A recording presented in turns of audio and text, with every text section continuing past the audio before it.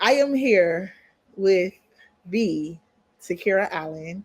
Again, we're back. We are back. We said we would be, right? We are back. We're back. Today is July 3rd. It is the actual scheduled release date for Parachutes to the Glide, but Yes. Miss Allen pulled a fast one on us and released almost an entire week early Yes. on June 28th, which I'm not complaining because I was very eager to read this book because we left in a conundrum, baby. We left in a real conundrum.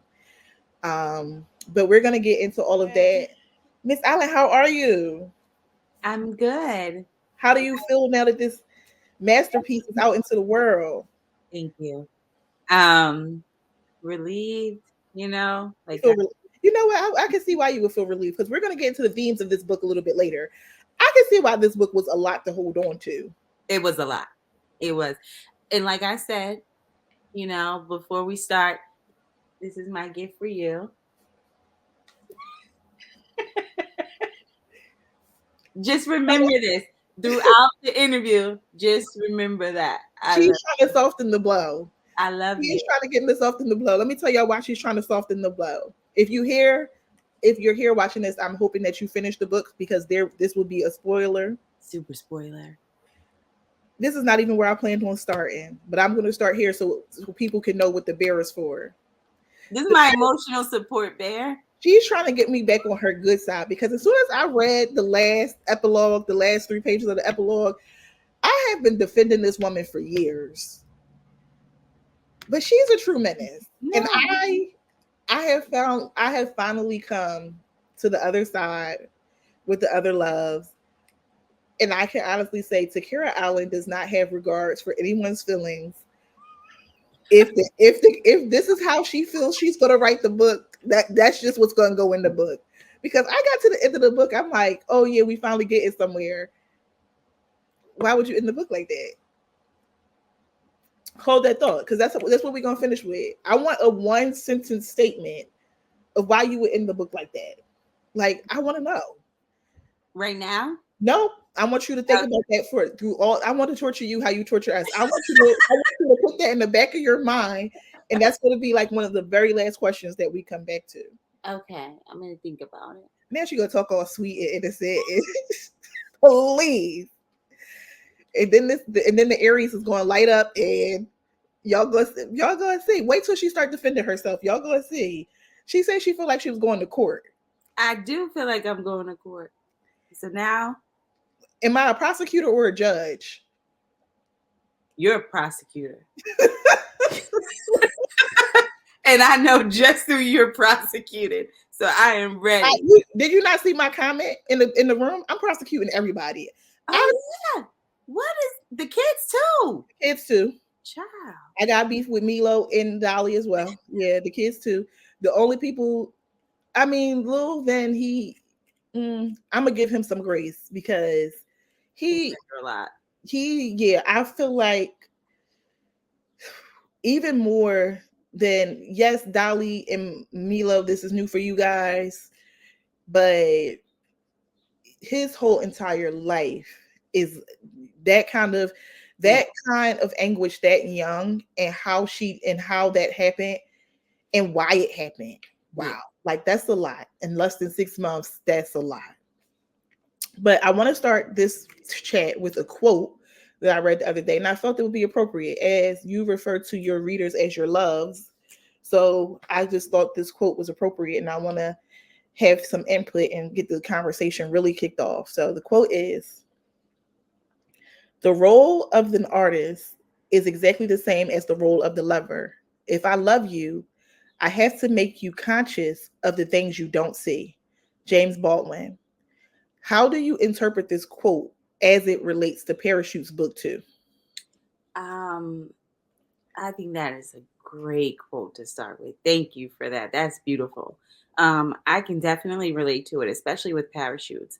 I feel like, right, you have a situation here where I feel like when you first hear this situation, or even when you're first presented with it in book 1, right, there's a very solid stance on what everybody feels about that kind of situation. Like, this is a no, it's a no-brainer, it's no coming back.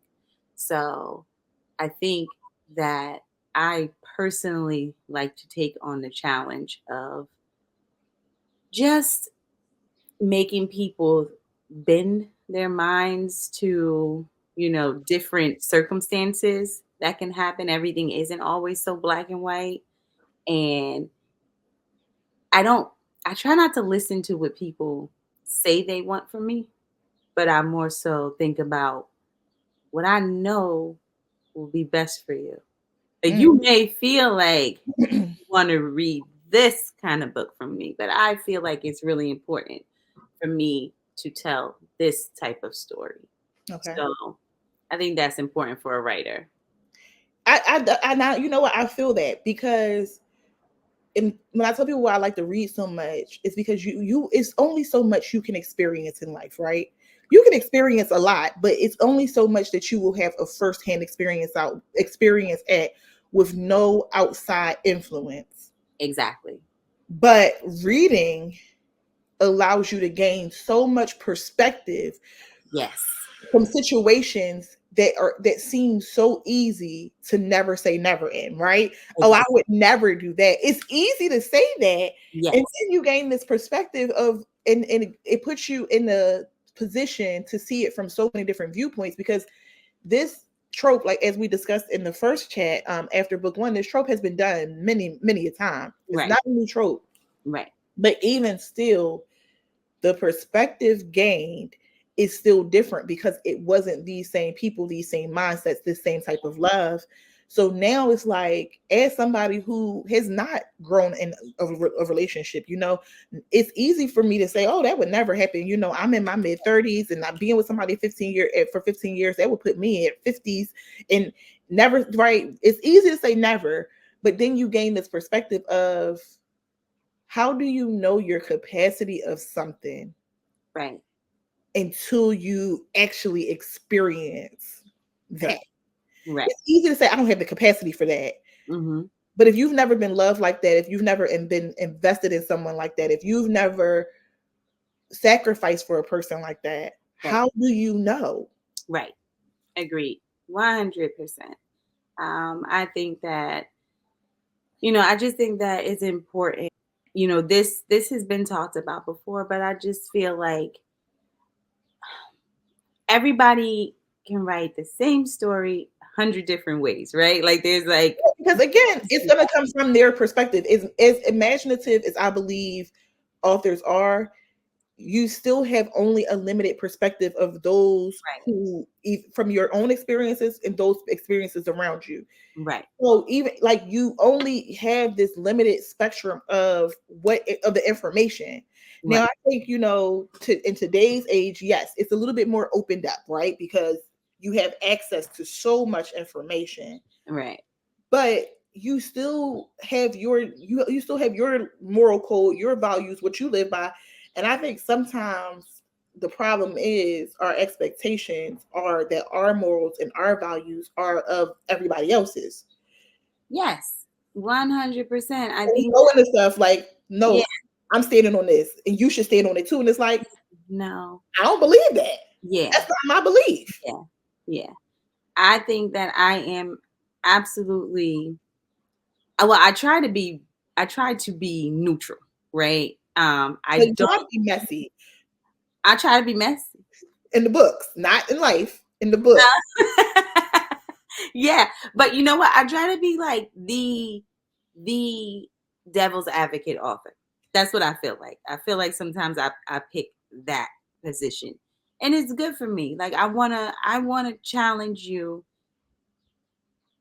to, just think outside the box, and just kind of like, just not be so rigid and not so judgmental. Well, Um no, it's Holly, basically. Ooh, I said I was going to say that. I said I was going to bite that back. But my spirit, when the spirit moves, when the spirit moves, you got to let it out. hmm.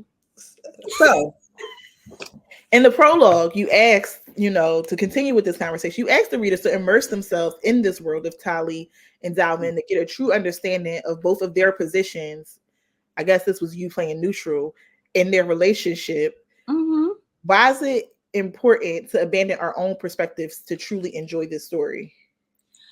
Because I think that this story is extremely human, right? And I just feel like in order to see both sides clearly, you cannot go in with a mindset of I'm team Vin or I'm team Tali. Because I just feel like when you have that mindset, you're not allowing yourself to experience the emotions and the feelings and the reasons and the anything of the other side, right? You're just very rigid on this is what I feel, and then you're gonna find an excuse to stand by it each situation, versus where you just, if you're going in the middle, you're gonna see, and I'm pretty sure everybody that's read it will see that there are situations where Vin is more right, and there are situations that Tali's more right, and there's situations that you might be like, they're both. I kind of get both, and that's what I kind of hope the most, that there's a lot of those And that's situations. why when I ended this book, I was team neither, because Right. I can honestly say when I ended book one, I was more team Vin. Even with the mistake, I was more team Vin because Tali, I just don't like. I don't like her. I'm not gonna sugarcoat it. She's not. The crazy part is I'm more of a Tali. I used to be more of a Tali than I care to admit. But because I increased my perspective and I was able to, but I also try to give Tali a little grace, or younger Tali, because in your 20s it's so easy to hold Yes. that close, that what you Yes. think because in your 20s you think you know every fucking thing. Yeah. Exactly. Your first time out in the world, you Yeah. think you know everything. Mm-hmm. My big beef now is with 35-year-old Tali, 36-year-old Tali. Mm-hmm. My big beef now is with that. But like I said, I actually ended this book in a very neutral place, which is shocking for me. I'm typically I typically go one way or the other. I did end this book in a very neutral place where I was like, I could be happy either way. If they fix it or if they don't fix it, I would be happy, because this book really, first of all, this book was really heavy. It was beautiful because you got to see the love develop over the years, but it was filled, I think, because we left off knowing so much but so little. We were able. Okay, this is what I'll say, because let me go back to the notes, because I will. This is what I'll say why book two was so heavy. It was beautiful because we got to see the love develop and all of that stuff. But I think because we saw the young, pretty love in book one, that's the feel good love, right? Right. That's the love everybody wants. Even as adults, we want that high school butterflies. I love him, girl. Yeah. That's two was when we saw the work. And Right. that is enough of a book of itself, right? Right. We saw the work.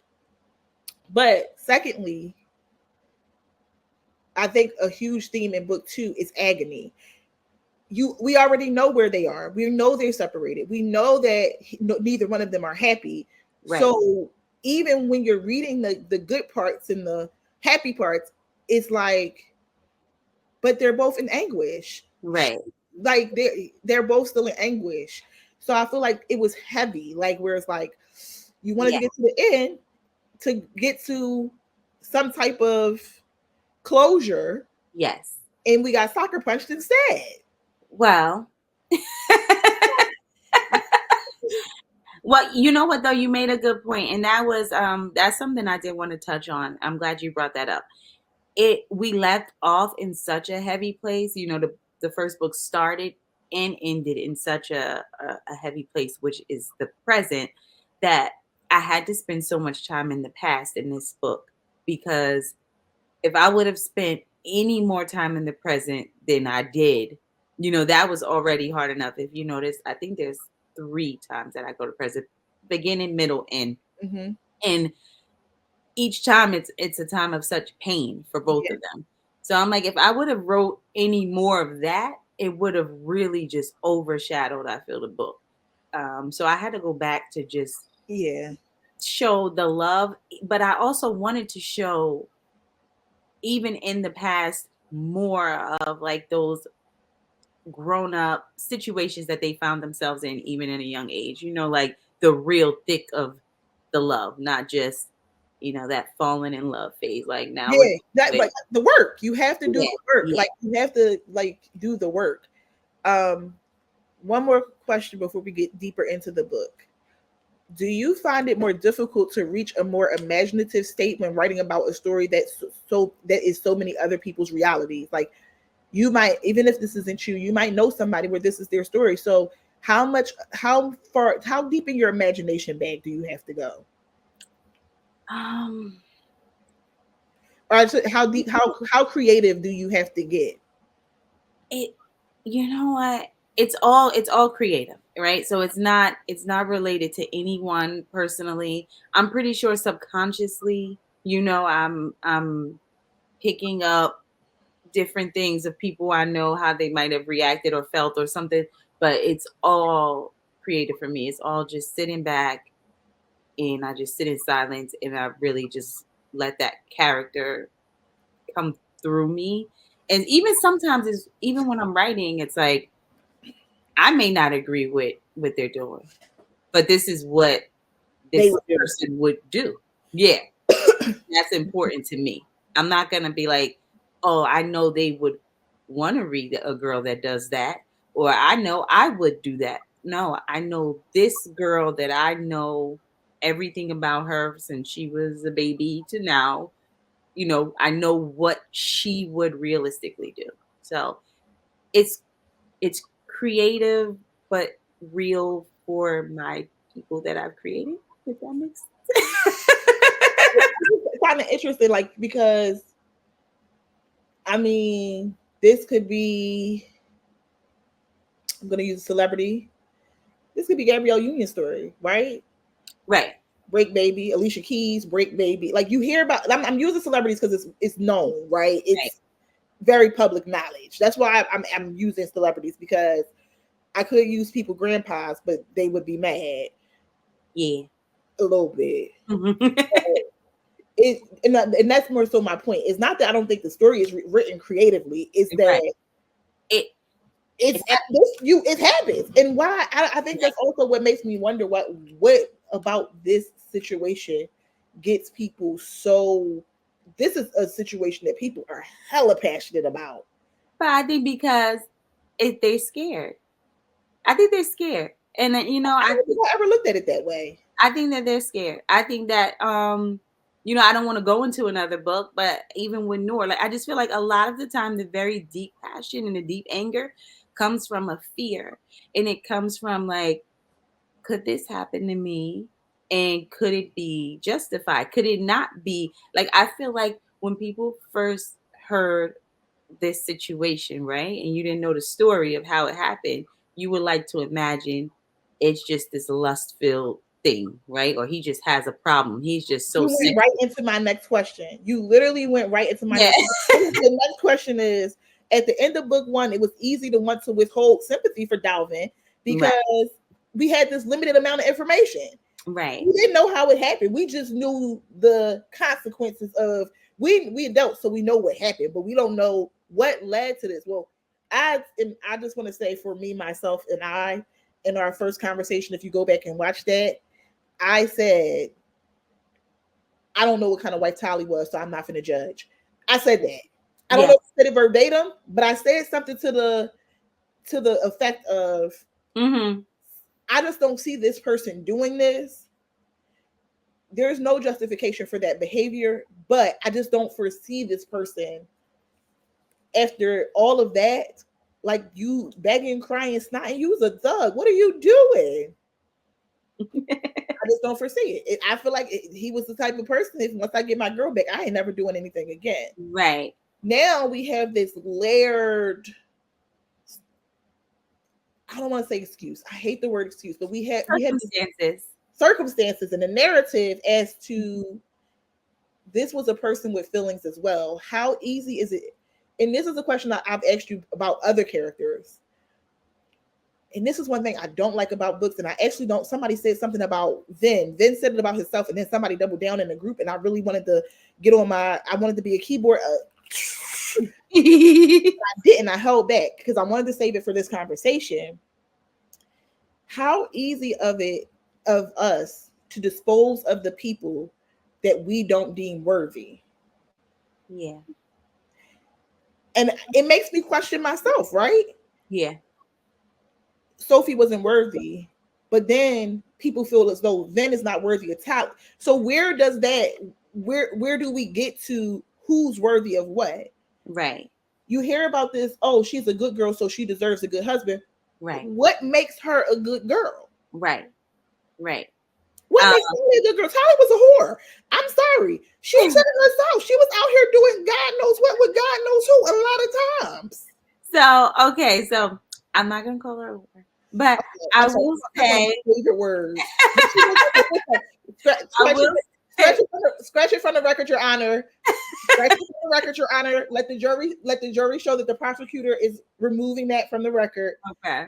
She's not innocent. Yes. So it's very funny you say that because I saw somebody make a comment in the group, and they said that, yeah, they were both dealing with people at the beginning, but Vin was way worse because he gave Sophie the impression that they were in a relationship, and Tali wanted to break up with Kevin. And I'm like, okay, so now we had these views of what justifies cheating, or And what again, justifies. it's easy for us to deem who's worthy of what level of respect. And when I say worthy, I don't even just mean worthy of life, but who's worthy of what level of respect. Right. I They think never. we as women, though, I think that that's what is happening. That it's just easier for us to sympathize with a woman. Like, you're putting themselves in that position, so they're justifying a lot of the actions versus the, I don't want to say back to fear, but just the idea of a man doing this to us just puts us on such a defense where it's like, I don't even want to hear it. I think that a lot of people going into book two are afraid of changing their view. Like, I think they're afraid of finding out a reason of how this can happen and be not justified, but gaining some understanding to it. I I more so, yeah, and I more so was focusing on the whole Sophie thing, and granted these are minor characters, but it makes me beg to question if Sophie is not worthy of the same respect as Tali, then is Lexi. Right. Lexi and Sophie are the same kind of girls. Yes. Yes. So what makes Lexi? Because even in Tali's mind, Sophie, like, so what makes Lexi? Because she's in college. Like, Right. what makes her? Or because she's your friend, or because you Because know she's your more about her. because Right. but even with that, we learned why Sophie was how she was. Not in depth, but we got a peek into Sophie had a hard life, and that's why her and Vin were able to, in my humble opinion, I think what happens, and I see it a lot in today's age, a lot. So on paper, Sophie and Vin were actually more compatible. Right. But chemistry, for whatever kind of chemistry Tali invent, that is what put, and that's why when Sophie, and you hear women talk about this all the time. I'm not sure if you're on TikTok, but this is a really big thing on TikTok right now, like right in this day and age. When Sophie is asking Vin why her, it is such a big thing. Don't you ever ask somebody why you or why not you. Right. They will never have the answer. I And didn't know this was a TikTok thing. it's a, I think it's I'm more, learning my TikTok. not more of a TikTok thing. I know Journey runs your TikTok, so, She sure does. but not more of a TikTok thing, more of this evolution of women in their singleness and Mhm. reclaiming and redesigning life that's not completely surrounded by romantic partnership. Right. It's the decentering, but because women are consistently asking, well, what if I do all of this and he finally changes for the next woman? Or if I was dating him and then I wanted a relationship and then the next month he's in a relationship with somebody else. Yeah, because girl, in the relationship with you was silent. He couldn't tell you he didn't want to be in a relationship with you Right. because then you would stop doing the things that he wants you to do. So you as a person have to determine what your true boundaries are so that you stop as soon as you like somebody, you don't just bend or break them because you like them. Right. So I it's agree. this whole thing going on, and I feel like Sophie, much Sophie and Tally both lost something, and they both were dealing with abandonment issues, just in different ways. Yes. Sophie's abandonment issues because her mom said she hasn't been the same since her dad died. Hmm. And I'm glad that we got to see a little bit more of Sophie's past. And people always, this is another point, baby, I'm getting off track, but this is another point. Y'all mental health warriors until it's somebody y'all don't like. True. That True. mental health problems. Y'all mental health warriors. And granted, this is a fictional character, but it lets me see how you would be if a Sophie in real life, if this happened. Right. People are mental health warriors. She was a broken person, but Tally handles her brokenness in a completely different way, and it's more digestible. Hmm. It turned her into a control freak. Yes. Yes. Agreed. Agreed. I agree. I think that even with Vin, I think maybe because he's a man, maybe because a lot of our books, especially of urban elements, it's just like they just have to be like tough, tough, tough, tough, tough. So we're not even looking at any, you know, just possibility that his issues and his mental health and his feelings and his insecurities and his, like I think it's just because it's like that that book bay kind of thing that we're doing with these It books. definitely and it definitely goes back to that whole of feeling like people like him do not deserve this life. And I wonder, again, y'all starting to sound like Republicans when you say this stuff like this, because what makes you think that a man, oh, he's from the hood, she's a good girl? And people love using that. People love using that trope as, oh, that's why he's so undeserving. And it's like, aren't we all deserving of love? I think there's so many, and not knocking it, right, because there's different kinds of books for different kinds of reasons, but there are a lot of books that just kind of hover over that and stay on that layer of, good girl, bad guy, and then a love story. So I think that people start the book and they just expect that. Mhm. So if I'm going under the layers and I'm giving you something else and it goes against what you're looking for, then it's like you don't want to receive that because you're looking for your book bay to be the tough guy that curses out people and slaps everybody up and just has good sex and, and that's it. And it's like I'm going to make somebody sexy, but I'm going to make them real. And I'm going to hope that their realness, adds to their appeal or just their depth. And if it takes away, then oh well, but I'm going to make it real. And Yeah, that's just the way it is. because even at the very beginning of the book, we start off and Vin is at his most vulnerable place. We Yes. literally start at the funeral. Yes. And Abby, or make no, I think Vanessa, when Tali was trying to figure out why her dad had such a soft spot for Vin. It's like Vanessa said he has nobody. When she thought she was inviting him to dinner, she was Hmm. like, now he has nobody. Hmm. It's like you opened him up to a world of possibility that he never thought was even in his forefront. Like, I'm just gonna get this money and I'm gonna stay stable and I'm gonna work it out this way. And Right. now you gave him this opportunity to work it out a different way. You gave him support, you gave him family, you gave him people he could connect with, and you snatched it all away. And it's easy to be like, well, he made a mistake, so this is his punishment. But Tally's ass is vindictive. She got to be a fire sign. She's Gemini. That's a what's that? An earth sign? I think so. But they have two sides. Yep. Yeah. Yeah.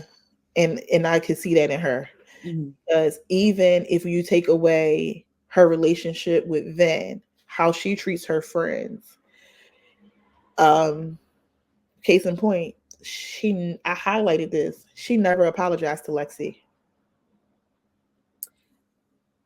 No. No, she got her a bag of Sephora goodies, but she never said I apologize. She said, I was just angry or something. That's not an apology. That's an excuse. Anytime you don't I apologize, that's an excuse. Mhm. Your behaviors were disgusting, and They were. and even her behavior or her attitude towards, even if you weren't mad about the whole stuff with it, I still feel like she would have felt the same way about what Lexi did. Yeah, I think that so not defending because I'm trying. I'm Oh, defend her. That's your baby.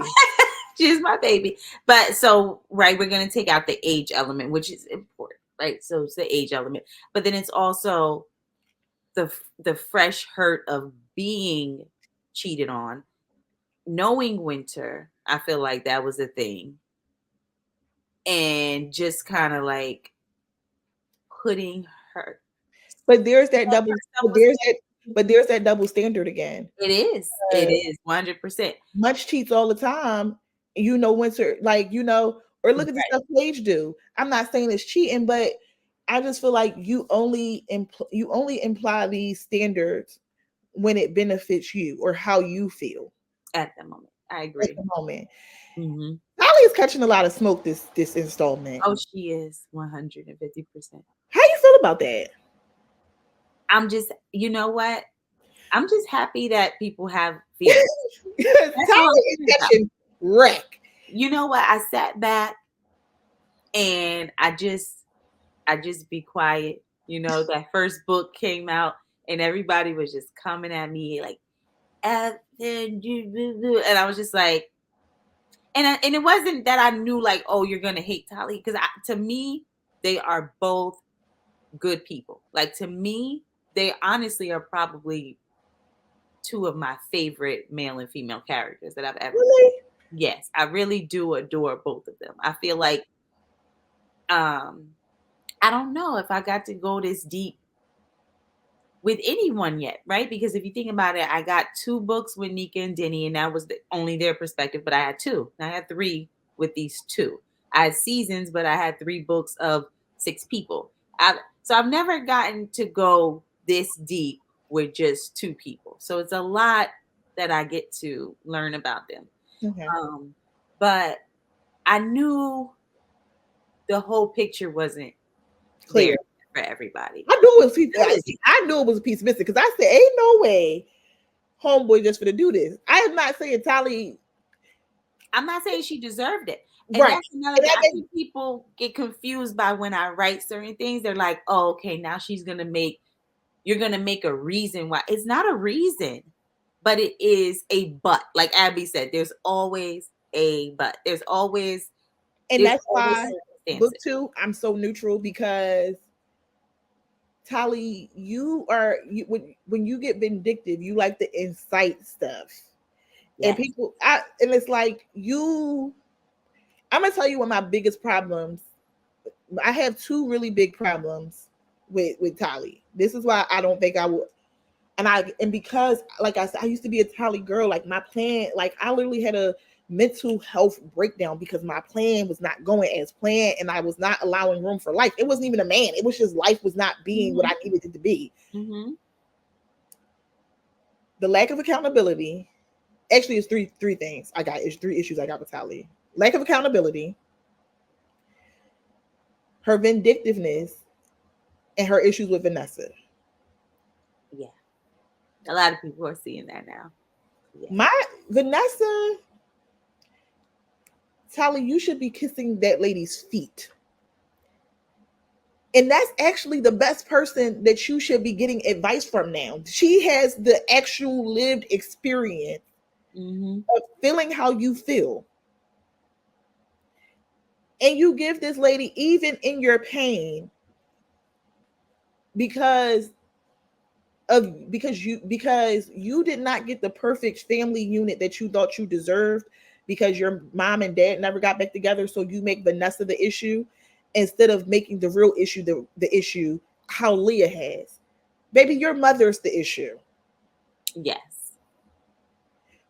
Your mother's the issue. Vanessa's not the issue. Right. Vanessa's actually, and your dad is a part of the issue because he kept letting your mama seduce him. He Well, was a sucker. He was that a sucker. was something I wanted to, it was like a little thing that I threw in there.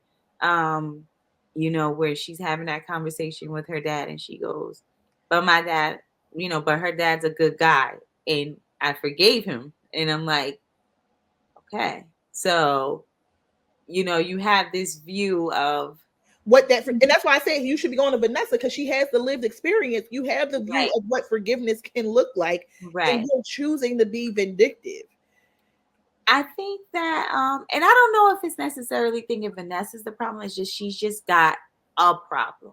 I think that her mom has really Done a done job on a her. number on her. Yeah. And I think is she's held again this whole my plan, my plan, my plan. She held so tightly. And Hmm. the weird part is you're more like Vanessa, and I guess it's where the nature versus nurture comes in. Your views of what you desire more so align with what Vanessa has created versus what your mother wants for you. Right. But you cannot let go of this mommy's always right Right. But because you you just desire said her it. approval. You just said it. You just said it, right? So if she gave into that, then she would be disappointed what her mother wants for her if she turns into a Okay, Vanessa. mommy's dead. Sorry, sorry. We had to play. We listen. She's gone, girl. If y'all can box it out when you get there, because it looks like you might be on your way there with your dramatic ass. So, so y'all can figure it out when you get there, baby. But for now, you just making everybody miserable. And when I Yeah, say everybody, I mean everybody. And while we talk about it, I'm gonna bring this up because you asked me, and now I actually have a valid reason. Are you ready? I think so. You asked me why Drew was corny. At the time, I didn't really have a valid reason. I just felt he was corny, but my spirit does not lead me down the wrong path. I tell you, I listened to you. Now I got valid reasons. I got valid reasons why he's corny. Tell me. I'm about to.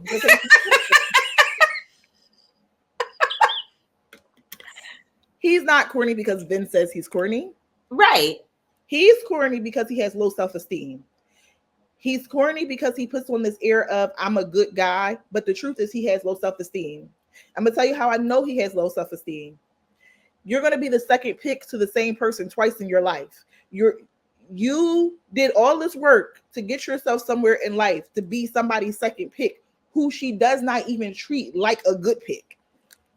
That my girl Dolly put me on. Without when out of the mouth of babes. Dolly put us on. I'm sure a lot of people ain't pay attention. Sir, first of all, you a sucker. And I don't even like using that word because I don't believe that people be using it correctly, but you're a sucker. I'm gonna tell you why. Neither one of them should be in a relationship. Neither one of them should be in a relationship. Not Tally, not Vin. They Mm-hmm. need to be in therapy. Mm-hmm. Both of them need to be in therapy. There is no way she is healed enough to Mm-mm. be properly in another relationship. Correct. And you still, Mr. Text Buddy, biding your time, decided to propose to her. Not even, and I think this is my issue. Is men like him pose as this, I'm just going to be her good friend until she wakes up and see that I'm the better choice. No, dummy, it's because you have low self-esteem. All these women out in the world, you down in DC in Chocolate City, all these educated women who are fine, fly, financed, and you want the one with 3 kids who's always going to be in love with her ex-husband who decided he would kill you? You got low self-esteem, and that's why you corny. It has nothing to do with what Vince said. You're corny because you think that this the way you feel about Tally, Vin don't deserve her. What do you deserve? Mm-hmm. You deserve somebody who won't even put on perfume when you go on dates. You deserve somebody who don't even wear lingerie. You deserve somebody who told you that I don't feel comfortable with my children living with another man right now, but we're engaged and we're gonna get married. But for right now, could you just bear with me? and you propose to somebody who you not take marriage serious? Mm-hmm. Why would you put yourself in the situation to lose twice? You know this woman's not marrying you. So now when your feelings get hurt or your fingers, whichever comes first, I'm not sure. I, I won't have no empathy for you. I had empathy for you at the movies because you didn't ask for that. But after that, you should have left. You should have, after he threw you through the TV, baby, that would have been it for me. You would have never been able to text me again. I am sorry. And you ain't even getting none. So you don't even know if it's good. You don't even know if it was good. You ain't even get none. So you doing this all off the allure? God bless Tally. God bless Tally. I will give the girl that because you doing all this for the aura just to be in her presence. This is the kind of women I like to be around, baby. Just be. I'm just so. Yup. It reminds me of the 40. What is it? The power of seduction. Yeah. Yeah, because you just baby. Let me tell you something. If I'm dealing with a man, if a woman decides to come to me, woman to woman, we're done.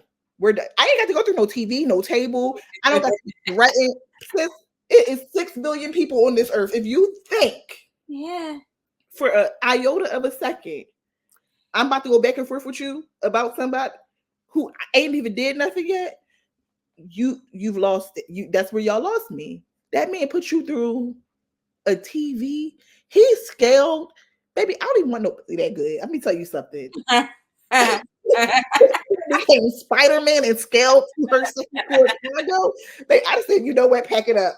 I don't even want. I don't even want to Yeah. deal with nothing. That I'm good. So I'm not gonna speak on any of that. I get a little bit of that because now we're going into part 3 territory, right? So I'm gonna leave that part alone. You But asked me, and I gave you my answer. He's a no, but you know what? That's a very valid answer. I like it. I like it better than like, you know, I just don't like the idea of, oh, he's corny because he works at UPS or he's a regular guy or, he's not like Vin He Talley. was 24. Like people were saying like, oh, you could have made him, equal to Vin. No, I couldn't have. Like, if No. you really look at How many vids do y'all know? right.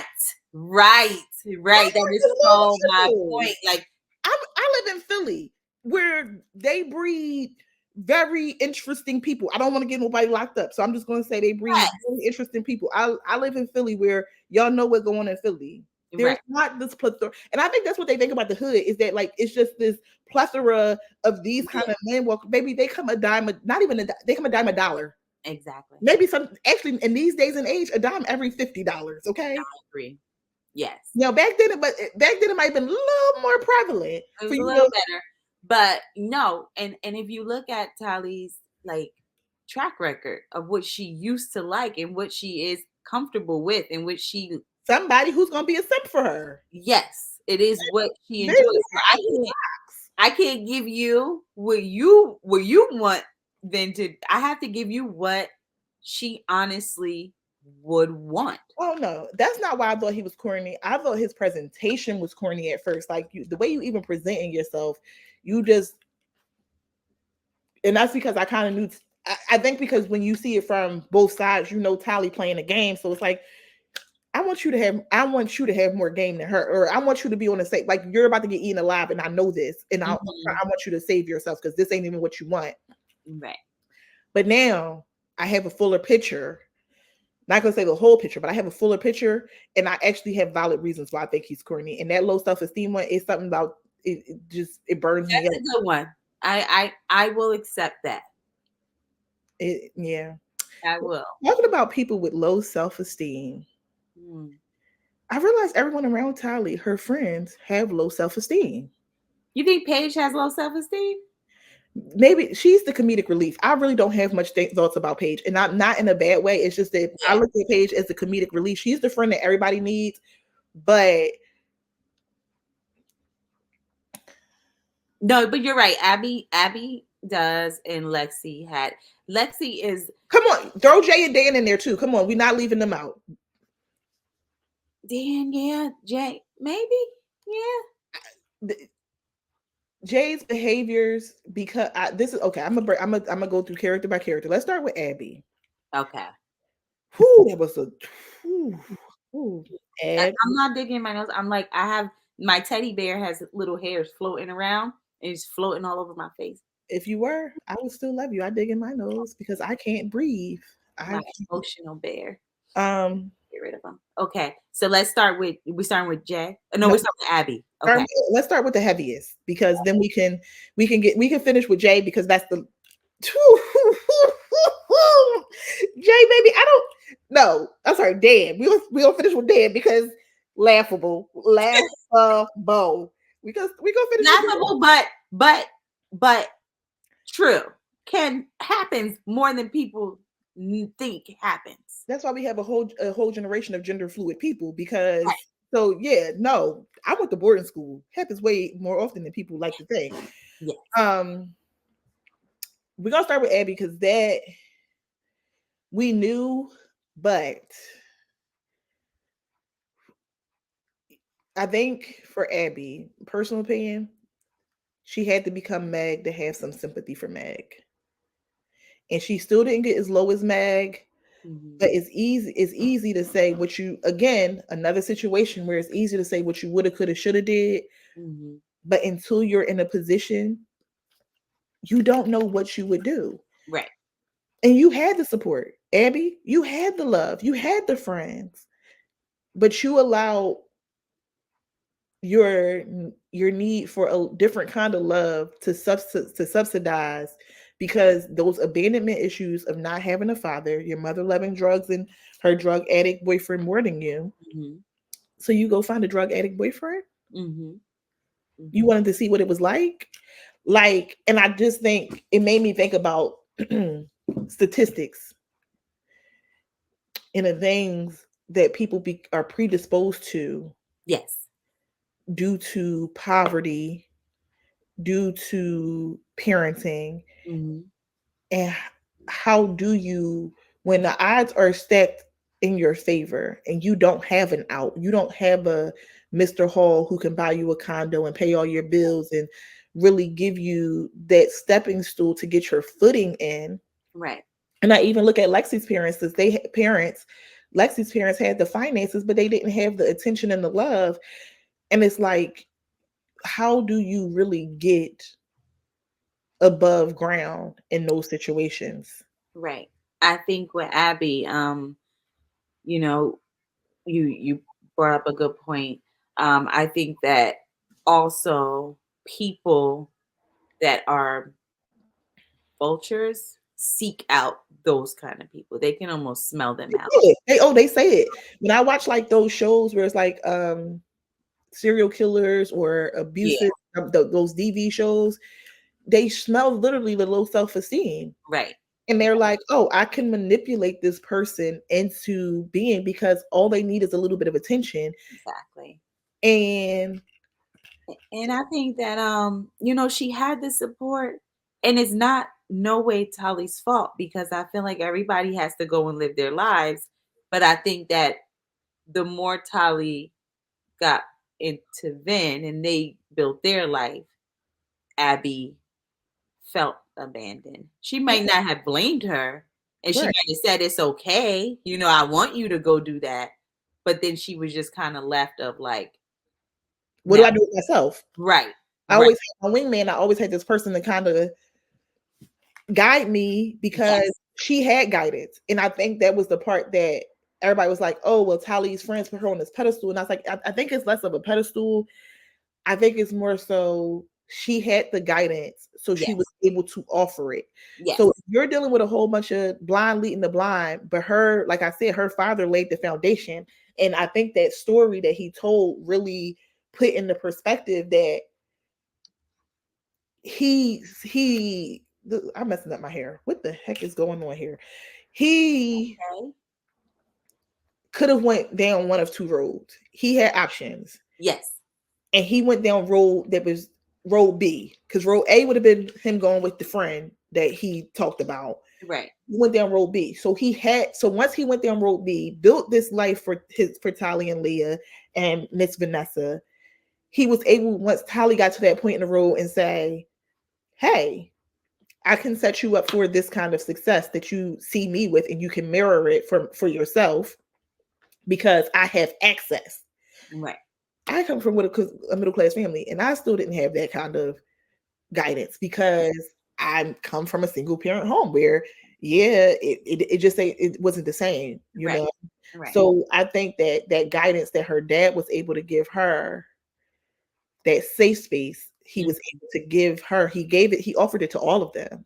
Yeah. You see it in the story. He offers it to all of them. When she goes over there, she's crying, and they pop up.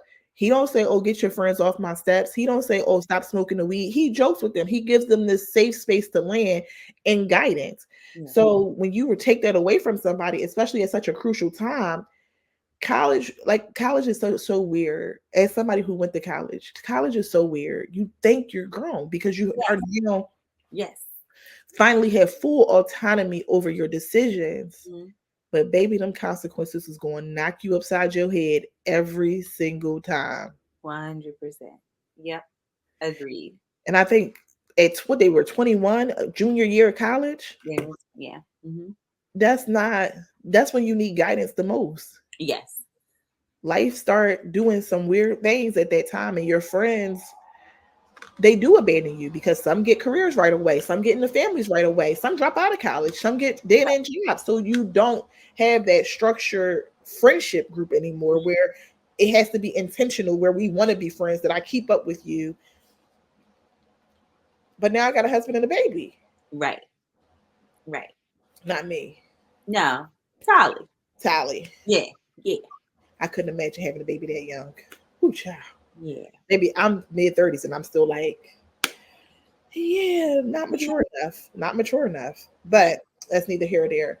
So Abby was heavy. I'm not gonna cry. Lexi makes me want to cry. Um, real bad. Real bad. Because I know so many Lexis. I know more Lexis than I know anybody. Same. Where Yes. Same. they are so overlooked Yes. because it's perceived that they have it together. And it's so easy to look at a person who's always so put together and you do not see them drowning. Yes. You do not see the self harm because they know how to giggle through it. They know how to come and have snarky remarks. And what could a girl like that ever need? She has both of her parents, they foot her bills. She is so pretty, and she just get ladies like Lexi just get lost in the sauce until something really, really bad happens. And it's so frustrating. Yeah. And I think that is more so that hurt bad because she could have been patient Yeah. and got what she wanted.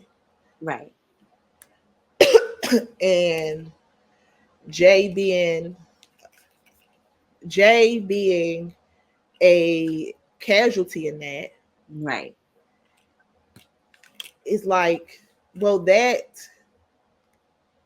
is because you can't sit still. And then and your brother have been asking you to sit still for so long and just do this one thing. And it's like, you supposed to be in an internship. Right. But yeah, he's got his vices. Low self-esteem. I can see that.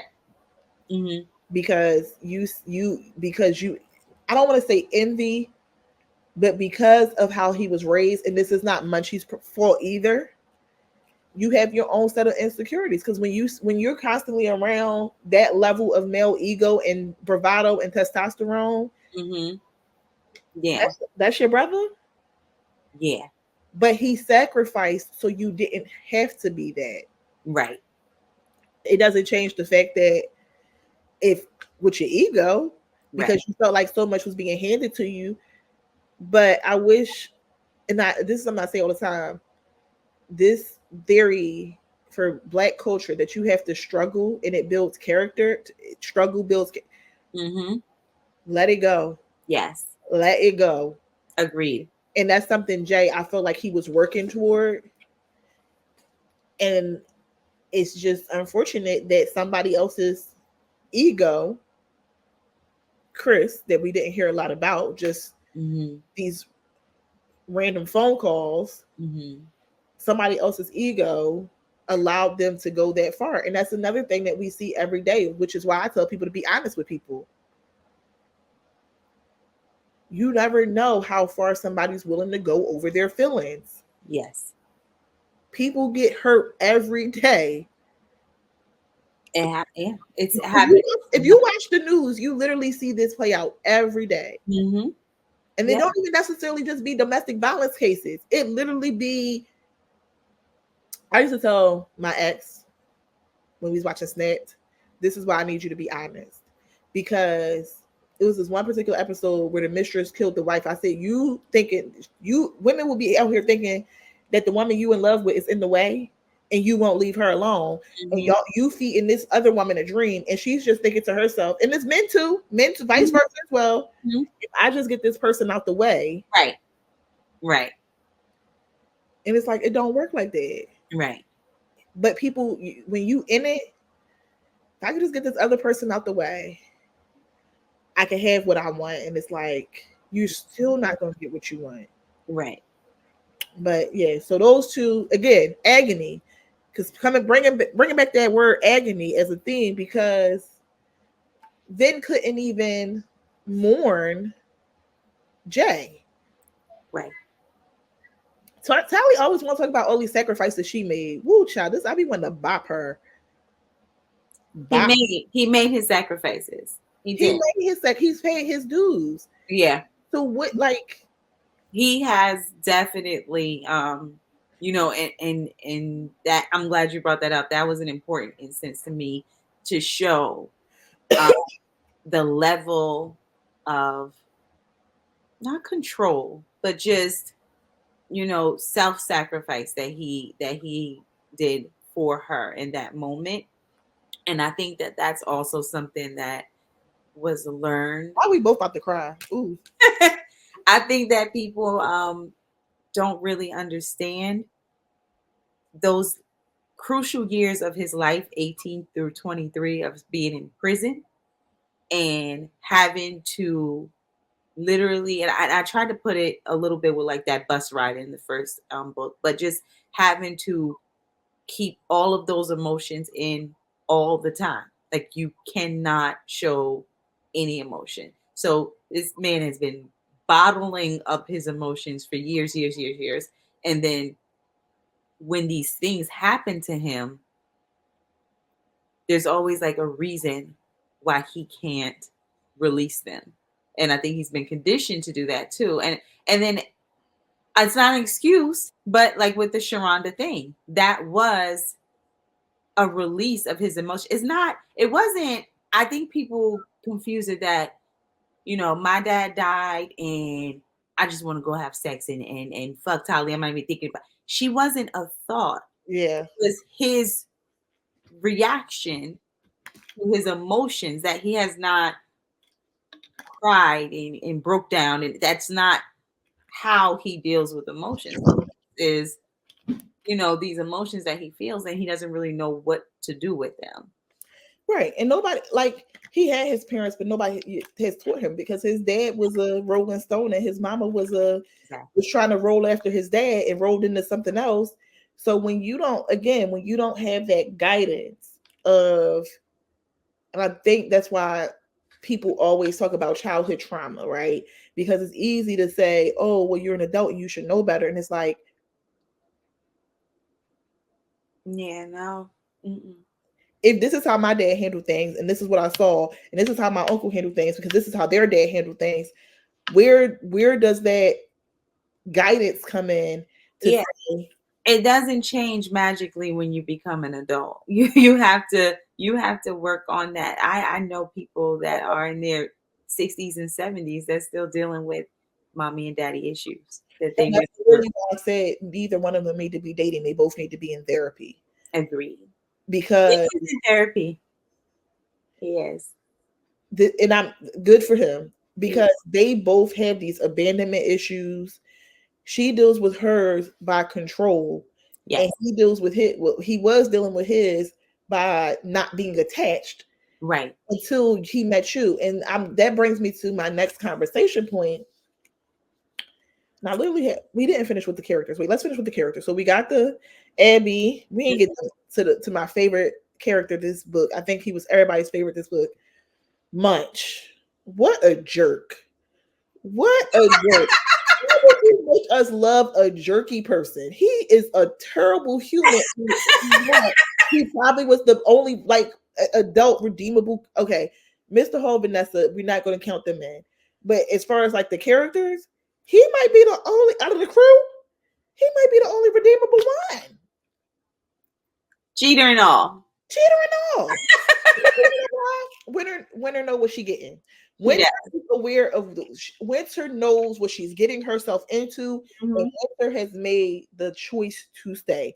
She's could have been gone. True. He could have been said, no, thank you, I don't want this no more. Because he is the kind of person he's so how can I use loyal and cheater in the same sentence? But he would have set her up. She would live a nice life. Yeah. Yeah. And I know people say you can't be loyal and a cheater, but he's loyal to the people. Like if Winter say, I'm done, I don't want to do this no more, he would understand. He would say, you know what? Here's 500, and you and Kai, I'm gonna get him every other weekend. He not gonna be that dad. He gonna get him every other weekend, take him to do fun stuff. Fun dad, but you know that. You knew what kind of person he was. But Kai gonna go to the best schools, have the best clothes. He not gonna be in the streets because he not gonna let him. He not gonna be disrespectful because he not gonna let him. Like, he not that he's a terrible person in on one hand, but I think he's even how he stepped up for Jay, like how he loved his brother. Yeah. You saw that he was just a person. Yes. Yes. But I saw the poll, and when I saw the poll, he was voted best character, but best supporting character of this. Yep. Abby was best supporting character last book. Yes. Munch, he gets the award because I'm gonna give Munch this kudos. You a man of your word, and you take accountability. Because when you found out what was the reason, you ain't say, oh, then let's get our hands dirty one more time. You said, you know what? You told me, I didn't listen. This my punishment. I'm gonna take it on the chin like a man, like you did. A little bit longer, but baby, I got the money to be comfortable in here now. I respect how he carried himself. And I just love the way you're just digging to the bone on all my characters. I love it so much. Because I think because I know people. I like I said, I grew up hood adjacent, so I see these characters for me are more. I don't know anybody exact, but I know these people. Like pieces of them. Yeah, like I know people who really are. If you put a scope on them, it would be easy for you to say from high up that these are terrible people, but they're just people of their circumstances. Yes. They're not terrible people. They're people of their circumstances. But if you get to the core of where their heart and their loyalty lies, they would never do their people dirty. They even look out for other people. So it's hard because you see him as this jokester who is cheating on Winter all the time. But again, where's the guidance? Where was the don't do that? Right. And again, Winter could have been put her foot down. She said it in book 1, I think. I could have been stopped all this foolishness. But because she's also a product of her environment, that toxic, passionate back and forth is what they view as love. Exactly. And who are we to come in there and tell them different? Exactly. That ain't my business. You ain't in a relationship with me. Winter, you like it. I love it, girl. You think that's what keeps the passion going? Because y'all like to play this game of ping pong? Baby, I'm at a place in my life where I don't tell people what to do in a relationship. Baby, I've been single and I don't know. I can't even get me in a relationship. You got past step 1. Yeah. Agreed. Paige, I just got comedic relief. Like I don't really know Paige. And I think that's interesting is that we have so much depth in Abby and Lexi's character. We know her grandma raised her. I don't even know what she's in school for besides picking up women. So can I just say something? All right, I'll say this then. I will give this tidbit. That's on purpose. So I wanted book 1 to give more on Abby, and I wanted book 2 to give you more on Lexi than you got in book 1. So that Oh, I so think Paige is book coming 3 in book 3. you will get a little bit more I important. just want to make sure I'm not missing. I'm like, am I missing it? Like, Nope. okay. Now, our main man, Dan. If I was Tally, I would have told that. Only because out of all the rooms in this house, you chose my bedroom. Now I gotta kick your ass. That's my own. That's But I, I I don't care. think, I like, don't care what you do with your body. Just don't do it in my bedroom. That's only because I'm a germaphobe. Just don't do it in my yeah, bedroom. I think she knows though that Vin probably would have like Yeah, I know he sure. takes it too far. If my Yeah. issue with Tally is her vindictiveness, my issue with Vin is his rage. Is Yeah. he a Taurus? No, he's a what is he? He's 23rd, he's a Cap, right? That's a Capricorn. Yeah. I'm like, if my issue with so I have to have issues with both because, like I said, I'm neutral grounded, right? Mm-hmm. But I'm not saying I don't have issues. My issues with Tally are just easier because Tally, I can say it with full chest. I am a Tally girl, and I guess it's me looking at myself like, aren't you glad you released the reins? And if you're not religious, I'm take this with a grain of salt. No, I am. Not you, the people watching. I know you Oh, are. oh okay. Don't feel my nerves, Takerra. The only reason the only thing that saves me from not being like Tally is because I had to tell myself, stop trying to do God's job. Yeah. You trying to do God's job and you can never do God's job better than him. So you holding on to these. But yeah, that's my only real issue with Dan. I don't care. Explore your sexuality. Do you? You could have chose somebody better to do it with. We on a whole college campus, and this was your best. Little concerned. Little concerned. Some men, they just opportunity. Right. Opportunity Which is I remember that he's 22. yeah, Like, yeah, so I'm like, we don't like him. Why yeah. would you do that? But at the same time, once he gave the explanation, I was like, because your curiosity got the best of you. Right, You will do right, it. right. Then my only real issue with Dan the man, is that my bedroom. If I was Tyler, I would have had to fight you. Like my brought me a 7-bedroom house to entertain all you folks, and you went to my bedroom. Agreed. That's my heart drop. Heart drop. That's it. That's my only issue with Dan. And I mean, in shells, if you don't have an issue with shells, I'm you the ops. Yeah. If you read this book and don't have an issue with shells, actually, as soon as Vince said we didn't like him, you know what? I didn't even need a reason. We don't like him. Right. I trust your discernment, Vin. We don't like him. Period.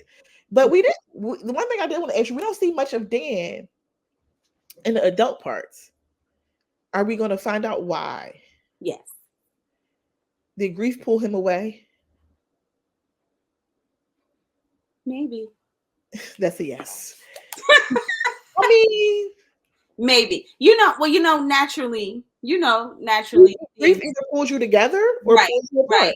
Right. In my mind, I'm like, Dan probably is probably the check-in uncle once a year Right. who sends gifts because he just being around them, even though they all were close, that was his best friend. Right. That's like a chapter of his life that he's Yeah, probably that was his shadow. yes. Yes. So I think that was all the characters. Leah, I don't even think about you, girl. But what you gonna stop doing is saying shady stuff about Ben because me and Akemi will jump you. Period.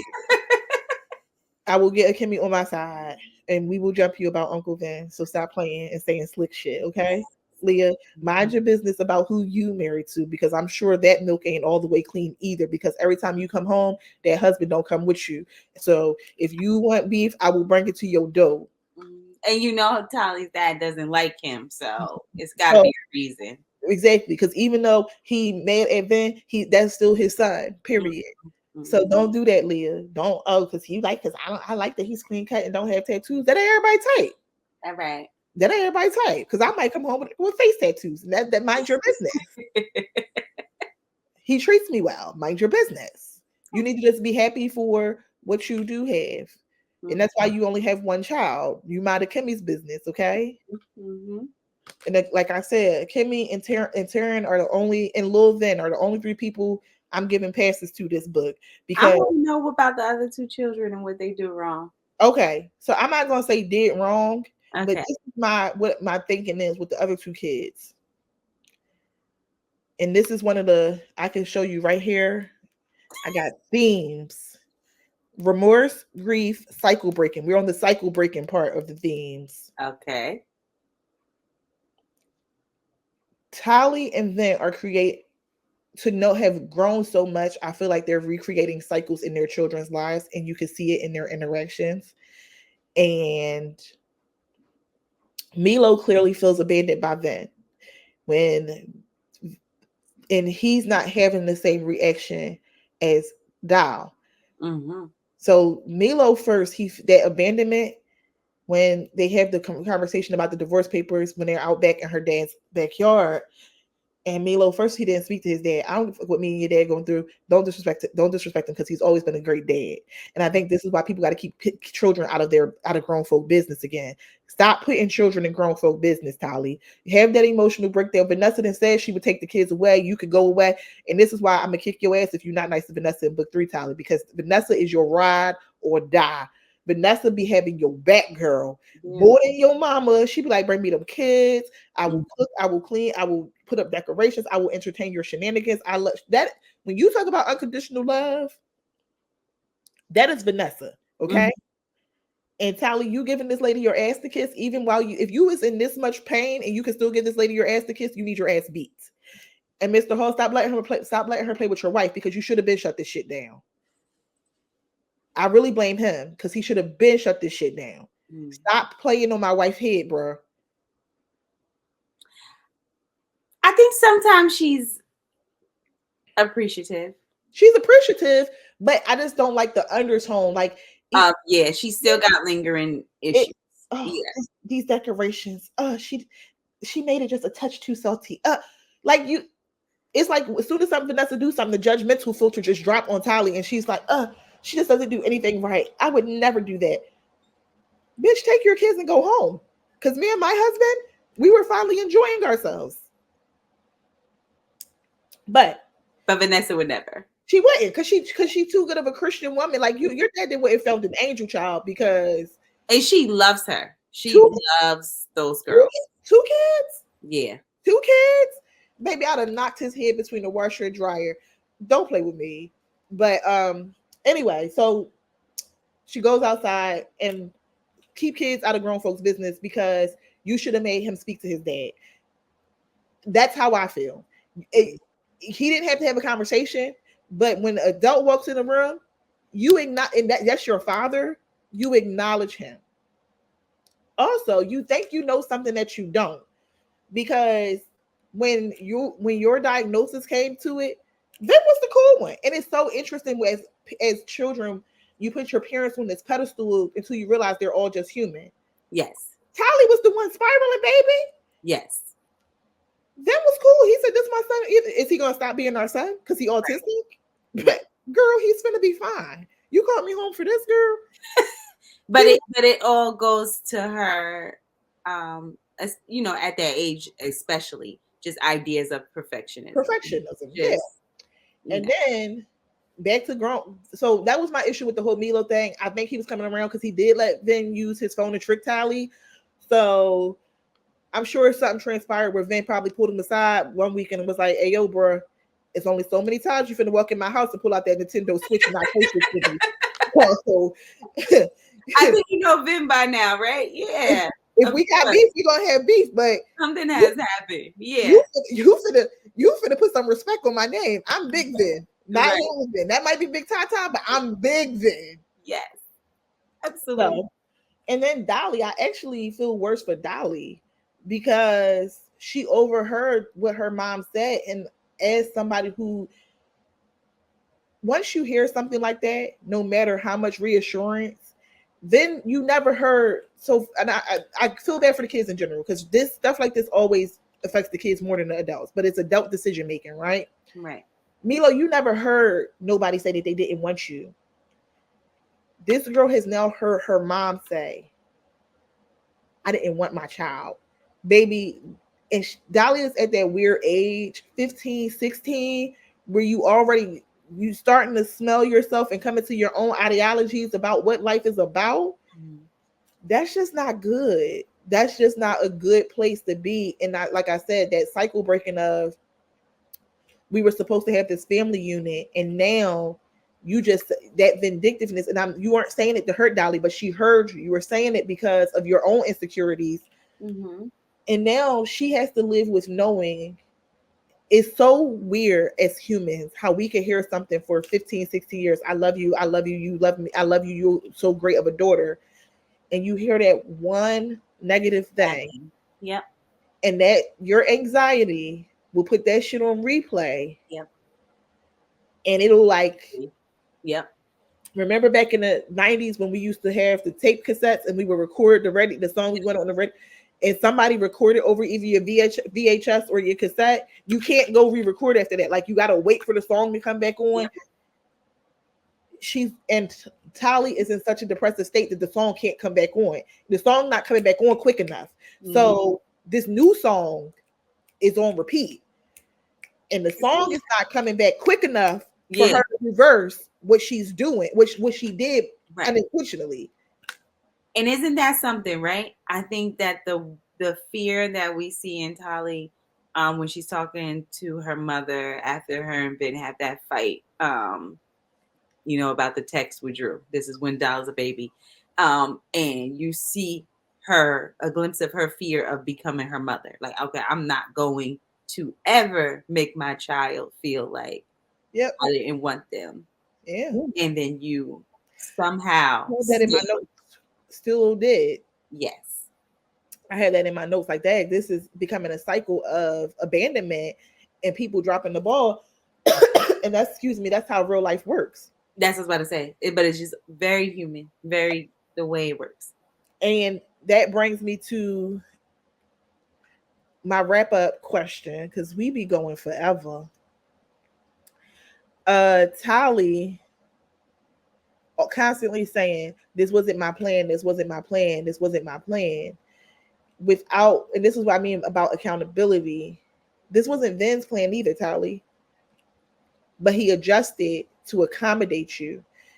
This is not what he didn't set out for this. This is not, he said he would have been fine and getting money for a real much longer time before he knew he wanted to settle down eventually, but not at the moment. But the lack of accountability on you not being able to re-navigate your plan, which it didn't stop. It never stopped. It just took a little bit longer to get to the end goal. It never stopped. And I'm pretty sure if you told this man, I still want to go work at immigrations, he'd have said, okay, Vanessa can help. We'll hire a nanny. We'll do this. But your fight wasn't, I think in one quote specifically, I realized Tali's fight was not with Vin. It was with herself. Mm-hmm. And this is why I need my girl to go get some therapy, because a passage 22, 23-year-old Tali sounded just like 35-year-old Tali, 36-year-old Tali. And I'm like frustrated because why are you saying the same shit? And this is when she was pregnant with Milo. She was saying this. You not over it by now, baby? This man has sacrificed everything you have asked him to do. Stop doing that. Stop talking to this person. Don't hang out. Don't do this. I want a house. I want college paid for. He has met you at every request. And you still not satisfied. And it's not because of him. And in the argument I'm talking about is when Vin said to her, you in this control shit, Tali. I am not your competitor. This is not a competition. And I realized he's right. Because she's not in competition with you. She's in competition with what she believes her capacity is. Yes. Yes, 100%. I'm so glad you picked that up. The scene where she's texting Drew and she's laying in the bed for a minute, and then she goes downstairs and she's watching him with Doll, and she's happy until he says, like, "You're gonna change the world like your mother," and that triggered something in her that made her instantly like sad and regret, and I don't actually feel like I'm gonna do that. Now I feel like a failure. Now I feel like I didn't even live up to what I could have been. Um, and I think that that was missed. So I'm glad that you touched on those feelings that she has. Because I think that, and I don't blame it being missed because there's so much that happens in this book. A lot of these little nuggets do get missed. I had a magnifying glass and a highlighter. Did you have a real life magnifying glass? No, it's a joke.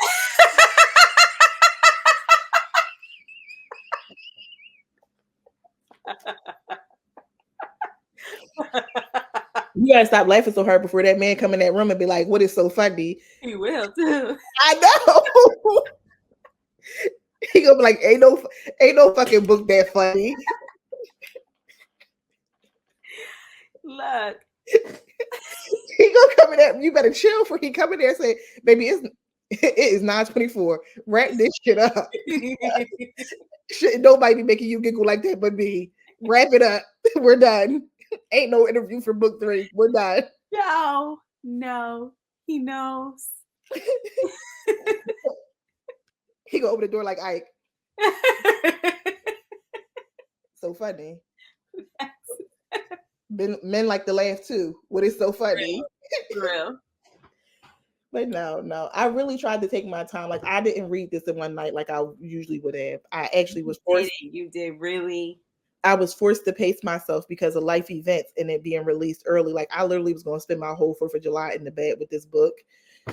Life events and it being released early forced me to take my time, which usually I do 2 reads before something like this, but it forced me to be like I got highlights and all types of notes. And I'm like reading it like from a standpoint of a psychologist. But all right, my last few questions, and I'm gonna let you go. I'm gonna take this 5 minutes, and then we're gonna wrap up. I'm fine. What would you say now, having written this book thus far? What would you say unconditional love? Is there a difference between unconditional love and the capacity of tolerance for certain things? I don't want to be bleak. I don't know if there's unconditional love. I think that it is always going to be that factor of tolerance for certain things. Just what you. Does that mean because I have a tolerance, does that mean I don't love you? Or does it mean I can't tolerate you? So that's a good question. So maybe, yes, that's true. It means I don't think the love goes away, right? So I think that if Tali cannot be with Vin, I don't think necessarily means that she doesn't love him anymore. Mm-hmm. But our romantic love has conditions. Yeah, I think so. But I asked because I had a conversation with somebody and I said, this book made me ask this question, right? It's people I love that I can't be around. Right. And it took me a real long time to figure this out because I was raised that love, and again, everybody's not raised the same. And I had to learn this the hard way. Love is not always an action. But I was raised to believe love was an action. So I was always chasing people trying to show them my love. Mm-hmm. Because it's action. I have to show you that I love you. It's an action. I have to do. Right. I had to reframe it. Love is an energy. Yes. And now I don't need to chase you. I can just send you the energy. Yes. And most of the time, for the people who cannot be in my life because I don't have a tolerance for them any longer, it's in the form of prayer. That is the energy I'm sending to you. Right. I can't, I cannot actionably love you anymore because it won't, it harms me. Yes. Yes. Yes. And I think sometimes in circumstances like this, you don't have a choice because you have to be actionable because you created these little lives together. Yes. So it's easy for me to tell somebody, well, I don't tell people anything, I just block them and I pray for them. But I don't have kids with anybody. Right. So I don't have to be actionable. Right. I can just be I can just send you love energetically. Right. These two are going to have to be Actionable. yes. And their love is going to have to outweigh their tolerance because you have to interact. Mm-hmm. Because I'm pretty sure it was what led Vin to even making this decision is in the moment he found Tally intolerable. Yes. She was being intolerable. She was being mean. She was being nasty. And people will say, oh, she was pregnant. And yeah. And it's like, yeah, she has her reasons. But I think we fail to realize as adults, even when you have what is that saying? Your emotions are valid, your feelings are valid, but the way you act about them isn't. Which is what I find interesting, right? I find it interesting that she has her reasons for how she acted. That is very clear. He has his reasons for how he acted, but it's not equal. I guess because his action was because his consequence was just right. I think it's less. I feel like if we found out he cheated with Sophie, people would be able to move past that. But like you said in book 1, people fear of the proof. Yes. The stain is there. That proof, yeah, that consistent reminder right, of you did this, you did this, you did this, you did this, you did this. Because the people like, oh, the way he talked to her when he found out she was sexting Drew. If Tally didn't have a good support system, I may have gave her 2 legs to stand on. Tally had about 15 people she could have texted before she got the Drew. right. She knew what she was doing. And you cannot keep bypassing her infractions because his resulted in something bigger. Yes. And I can't believe that people don't have a heart because Vin was actually trying to be a good dude.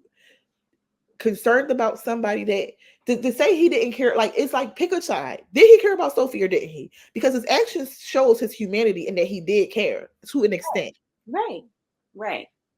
So y'all mad because he was with her and he was stringing her along.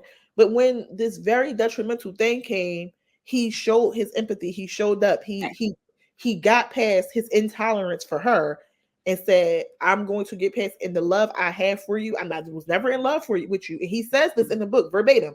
Yes. I was never in love with you, but I will always have love for you. Yes. So the love that he had for her made him bypass his intolerance for her behaviors and say, you are dealing with something very heavy, and the most I could do is give you this inkling of attention to pacify you while you work through this very hard time. Yes. Agreed. So you want to crucify somebody for being empathetic? Right. And I don't understand sometimes how I mean, I guess I could understand it. I'll take that back. I try to understand everybody's viewpoint, right? But I do feel conflict when there's this thing about him stringing her along. I don't Stringing along to me is giving a false, pretense of what's happening. And I don't think that he's ever done that. I just think that we cannot be responsible for what somebody else perceives things. And I don't think that that's fair to Yeah. say, well, He told her verbatim, I will never want to be with you. right. But and it's like, but she felt like this because he let her in her apartment. And that's a her thing. That's not a him thing. It's a you thing, and that doesn't really make him a bad person because somebody else looks at certain actions and views that as a relationship or love, or, even when you're hearing something differently. Boundaries. People, I'm so glad boundaries is a buzzword these last few years, because you got to be heavy on them, because people will only go as far as you allow them to. And that's why accountability is another one of my favorite words. And I think the difference between, and why I continue to stay neutral between Vin and Tali, is that lack of accountability. Tali texts Drew. She don't. First of all, she didn't even get a man a day, some time to be upset. She was like, "Oh, you not finna be upset with me. You finna come home. You finna do me. You finna." This man can't have feelings. He can't feel some type of way Yes. that you feel like you didn't make the right choice. You are literally coming at my manhood, and I'm not allowed to feel no type of way about it. I have provided. I have sacrificed. I've done everything you've asked me to, and you Yeah. still don't feel like this is at the level of what you. Tally girl, I hate to break it to you, but you would not have been living at this level. I'm so sorry. I know how much immigration officers make, baby. This was not been it. You still would have been living off of daddy's dime. So Yeah. sorry, girl. And I know it's not about material things, but it is about lifestyle and comfortability. You're Right. very comfortable, and you have admittedly said that you like living very comfortable. Right. That's why you was going to take that TA job, because you want to know why? Because you were not going to be able to be as comfortable. So you can't pull a wool. Listen, I'm a girl who likes to be comfortable. We are we like our things. Yes. Okay. Um, I just want people to start being completely transparent about where they stand on certain things. Yeah. You have comfort, and Yeah. you would not have been able to provide yourself this level of comfort without the supplemented income. I think that is so going back real quick, I do think it's important that people read it if you can a second time, because in the book, right, you see the reason of, how him and Sophie made Little Vin. So you see that first, and then you get to the part where her texted Drew later.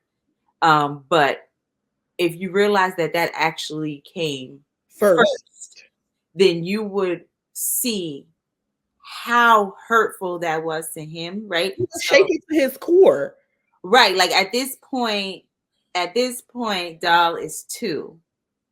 The incident had happened years ago where you texted him, and then now you're telling me you think Drew wants me looking like this? Like, that was like such a stab that I think was missed over, probably because it came, after. Yeah, because people were still angry about the whole Sophie thing. But this is why I also think it's ironic that I actually saw somebody rooting for Tally and Drew to be together. And I was like, y'all are Seeing that. silly birds. Because if I was in, I would still be knocking his head off. Like, and that's why I said, like, the low self esteem is just very prevalent, because now and this is why I think Tally's being vindictive. You want me to sit home and think, so was she texting him this whole time? Did they keep in touch this whole time? Were they secretly in love this whole time? I don't think you really like Drew. You just doing it because you know that that's the way that you want to play get back, because you feel like you have 11 years to play get back. And this is what I say. I cannot excuse Tally's behavior as a 35, 36-year-old. Like, if this was 22-year-old Tally, maybe, okay, maybe. All right. We do very immature things in our 20s. But where's the growth? What part of you thought it was okay to introduce another man to your children within the first year of you being separated? Because I'm not even sure. We don't even know if y'all are actually divorced, quite honest, because we don't know what happened to these papers. At this point, we done had 3-4 packs of papers. Listen. So I think I do want to give her a little bit of grace, just because she's so broken by what happened. You think another man is the way to put yourself together again? I don't think that, but I don't write what I think. You right. What she I write what she here. thinks. Look at this. I don't know And what I think that she is just part. she is just going to desperate measures to try to make more and more of a reason why the girl needs to be in therapy that's true. and not I and, will not and not disagree with and that. not engaged. I will not disagree with. And I think that's why she's keeping Abby at a distance, Yes. because Abby's gonna read her the riot act, whether it has to do with, and I don't even think, like she said in book one, and don't necessarily have to do with the fact that she's Vin's biggest cheerleader. You have done the judgment thing with her. She knows you're judgmental. She Right. knows who you are. This is probably a person who knows you best outside of Vin, not even your dad or Vanessa or your mom or your sister.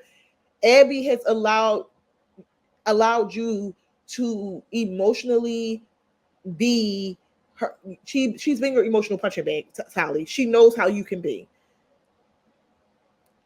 She knows that your forgiveness comes with a price, and then the price. The Bible says only Jesus was able to be perfect. Why did you think a man could, girl? What is happening? I think that It was set up for failure. You wanted him to fail because she makes me want to fight. Not, don't hold up that damn bear neither, because that's why the shirt is turned around and we can't read what he's saying. What happened to you, baby? Because, girl, why All would right. you? I think that Tali, right? So I think that this kind of love and passion, it scared her. I think that, falling that deep with somebody and losing that control is scary. So I think I that, can understand that. As yeah. somebody who has not experienced it, I can understand that. And maybe that's why it's easy for me, again, perspective, to say, and that's why I'm trying to be neutral, because I just want them both to get the help that they need before they even try anything. With anybody. Agreed. With each other, with Bianca, with Drew. Bianca, first of all, more self-esteem issues, just dripping self-esteem issues. Yes. I've never had a man open the door for me. Date over. We're done. Date is over. We are. Girl, you get impressed. You don't never tell no man that You don't. my ex did everything for me. He opened doors. He rubbed my feet. Yeah. I wanted to shake her. Yeah. That's another. I hope she ain't in book 3, because I'm not sure how much more of Bianca I could take. Because Dolly, girl, you give bad advice. But Dolly, I'm not taking your advice no more. Why are we taking advice from a 16-year-old? Wait, no, she's desperate too. She's 16 at this point. Yeah, because it's a year later. She has to be 16. Yes, at this point. Oh, I know she had an epic Sweet 16. I know she had the Sweet 16 of VH1's dreams, because the way that guilt is set up in that man about that little girl, baby. Milo and Taryn, he might like y'all. Lil Vin, he might even feel bad for you. But Dolly is undoubtedly his favorite child. Vin loves his children. Dolly is undoubtedly his favorite child. She said, Daddy, I'm going to come live with you. I don't even like her. I said, what? I said, Dolly, you got to fix this. You are creating a narrative in your child that you do not like her. And that going into young adulthood is going to lead to a lot of problems. Talk about these people like they real. And that's what I love. Like, we're going to see Dolly 10 years from now. Like, we going to know. But see, that's the thing. Like, I don't know if I'm going to be able to let them go. I'm going to be very honest. I am still extremely connected to them. So I hope book 3, I release them fully, because I love them. Okay. Last question, which was the first question. Why did you end this book like this? I forgot about that question. Fuck. Not you giving I even curse a little. Not you curse word. Fuck. Like, not you giving I even curse a little. Oh gosh. Why would I end the book like that? First you said it wasn't that bad and we wouldn't cry. Lie. What part was you crying on? I told you I cried with Paige and Jay. Okay. All right, I understand. That was it wasn't Last Stop from Innocence cry because That's that what was I think that's what I was thinking about. You know, it wasn't Tammy, it wasn't RJ. don't even first of all I didn't told you stop speaking on my nephew's name, bro. Me and you done had this conversation already. Don't talk about my nephew. I'm sorry. Because he was going to be the first openly gay NBA player. He was going to take care of all of us, even though we already got money. But he was going to take care of everybody. He was such a sweet boy, and you just, whew. Anyway, he had to be, sacrificed. That's your thing. That is your thug thizzle. Like, what is up with you? Anytime in them Facebook groups, they be like, "What author kills off all their characters? Don't care how you feel." You are the Shonda Rhimes of literature. I don't do that. I don't kill all of them. You don't care. Like, you want to know a secret? Can I tell you something? Yeah. You're the only person I'm ever gonna tell, and now everybody that watches is gonna hear. I was gonna kill Dorian and Nevo Noir. At the end? Yeah. After Noir married him? Yeah, like right at the end. They would not have allowed you to live that one day. After Jules, they would have rioted, okay? I don't think I would have been able to defend you if you did that. I was gonna kill him. After all of that and all that work she did, why would you do that? It just was so poetic. Like, you did all of this and then you had it for like a second. Boom. Dead. I wonder how that would change how people feel about Noir, though. Oh, she would have got more sympathy, I feel like. Because she's not happily ever after anymore. I agree. I'm so glad that something in your spirit told you put the pen down. Because I know that's what happened. I'm pretty sure the spirit said, put the pen, you're done. You're done. Cut you off like you was taking shots of whiskey. You're done. Put the pen down because you're taking things too far. Yeah. After Jules, I don't think they would have forgave you for that. I'm gonna be completely transparent. Yeah. I think you and this killing off the character. But it's not just for fun. It means something. Like it has to feel good. Okay. Not good. It has to feel give right. us a eulogy. You just said murdering people feels right. Yes. We gonna have to cut this out. They're gonna flag us on the YouTube. So, okay, why did I end it like that? And you know what? You forewarned us because you said this might end on a cliffhanger worse than book 1. And then people still act like I didn't say it. But out of all the things, so that's why I wanted to defend you like for a millisecond because I'm like, this woman did say this is going to end on a worst cliffhanger. I think you know what scares your real readers is we know you're not scared. That shit. Yeah, we know you're not scared. We know you're not scared to kill a main character. We know you're not scared. You're not scared to kill a main character. You're very, like I said, you're the Shonda Rhimes of literature. Just let's see what happens if they die. What if they die? No, let's not because we're so now we just all got to be unresolved. That's the thing. I'm so glad you said that because that's my answer. Everybody has to feel unresolved for a little while. No, because now I'm gonna tell you my answer as to why I know. It's making me feel too empathetic toward Tali because I know this is about to be she might not have cancer. She about to have something wrong with her. And she's so dramatic. And then it's going to put a pin in his life and his growth. And it's going to be more sacrifice. And it's going to be, that's his penance. And it's like, no, that's not. It's not. But technically they still married. And that's where I think we're going, but I might be wrong. This is why I think they're still married. Me personally. You don't have to blink twice, but this is my personal opinion.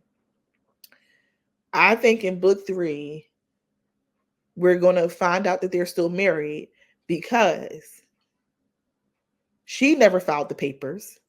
and then still is the person in charge because he's still the husband. And so she gonna have to deal with him because he's in charge. Because legally they still married. Drew who? Drew what? Drew two. But that's just me. But you always take shit completely left, and I think my brain that's just too logical of an answer for a Takerra Allen book.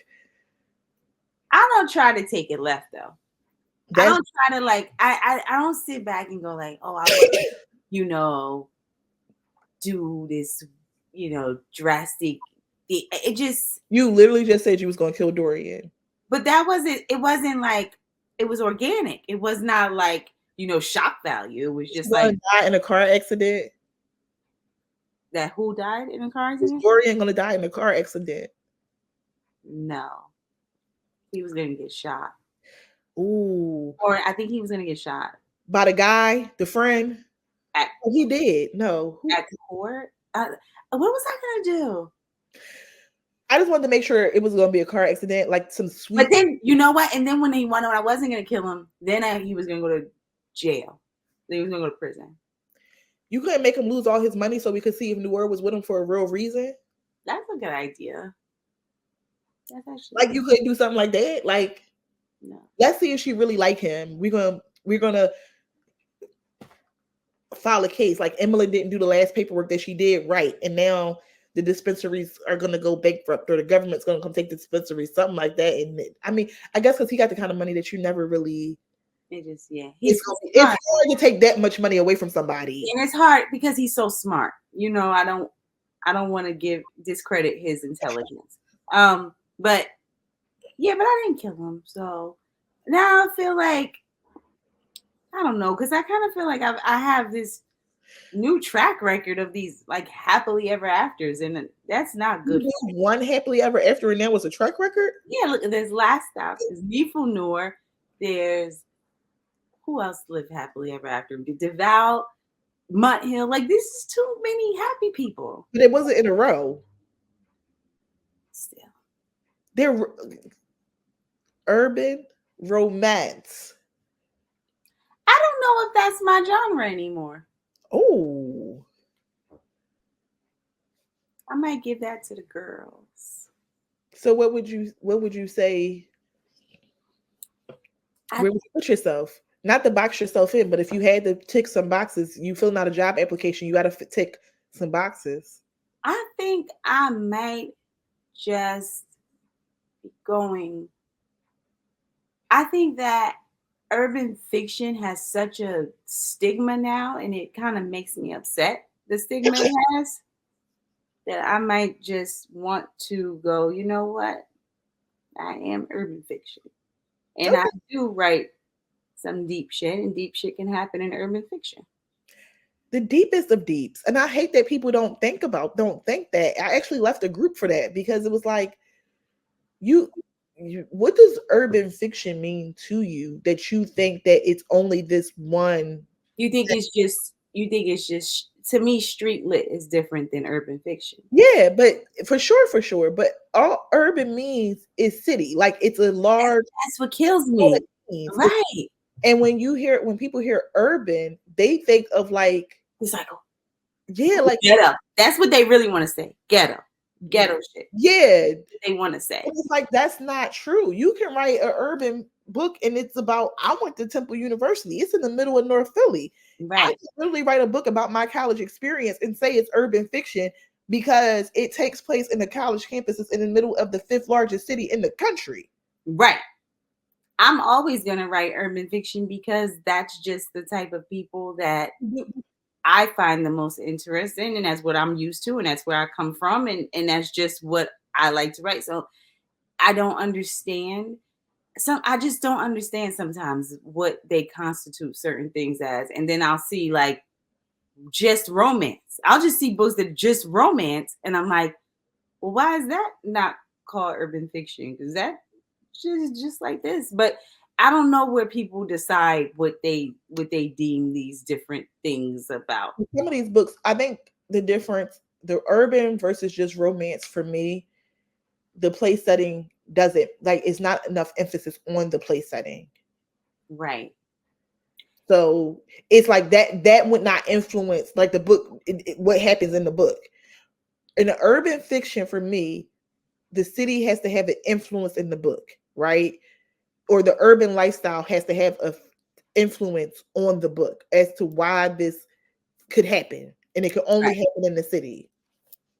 I don't read straight romance. That's not my thing. See, that's what I'm saying, right? So, like, my books, I don't think that I really focus too much on that. But like, White Hill couldn't be urban fiction. But they still consider everything I've ever written urban fiction. So, like, for instance, that's a good point. Mount Hill can't be urban fiction. It's in a small fictional suburban town. Yeah. But it doesn't matter. It's because I write guys that as soon as there's one drug dealer in the book, or even if he used to be one 10 years ago.